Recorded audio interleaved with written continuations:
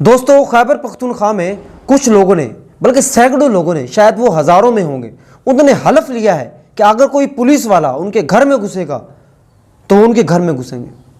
दोस्तों, ये जुमला छोटा नहीं है, जी आखिरी हद आ चुकी है, बिल्कुल आखिरी हद। इससे बड़ा रिएक्शन नहीं हो सकता कि आप किसी के घर में घुसे, कोई पुलिस वाला आपके घर में घुसे और आप उसी के घर में जाकर घुसे और बिल्कुल वही काम करें जो पुलिस वाले ने आपके घर में किया। दोस्तों, ये क्या है? ये तो ऐसे लग रहा है कि मुल्क हमारा किसी और तरफ चला गया। आखिर कौन चाहता है कि पाकिस्तान की आवाम और जो इदारे हैं वो आमने सामने आ जाएं, बिल्कुल टकरा जाएं? और वैसे भी आपको पता है जो पठान कौम है वो तो डरती नहीं किसी से। जब वो ठान लेती है तो फिर वो आपको पता है कर गुजरती है। दोस्तों, ये आखिर कौन चाहता है?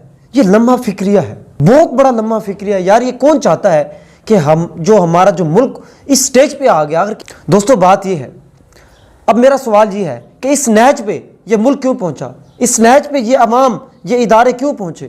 तो आप ज़रा सोचिएगा और बताइएगा मुझे ये कौन है और कैसे पहुंचे हैं। ईमानदारी से सोचिएगा।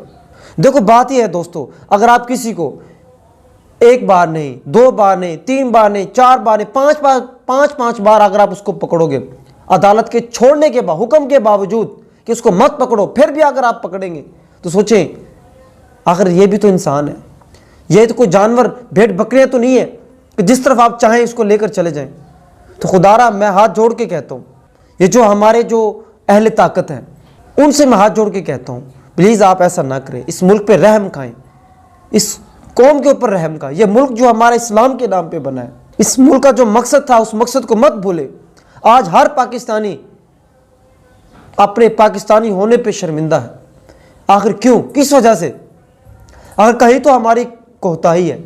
तो खुदारा मैं हाथ जोड़ के कहता हूँ कि ऐसा नहीं होना चाहिए। इसको रोकें, जितना जल्दी हो सके रोकें और अक्ल व दानिश से रोकें, प्यार मोहब्बत से रोकें, डंडे से नहीं। डंडे से अगर आप रोकने की कोशिश करेंगे जो आग फैलती जाएगी। तो मेरी ये गुजारिश है तो हुकूमत वालों से भी और अहले ताकत से भी कि खुदारा इस मुल्क पर रहम खाएं।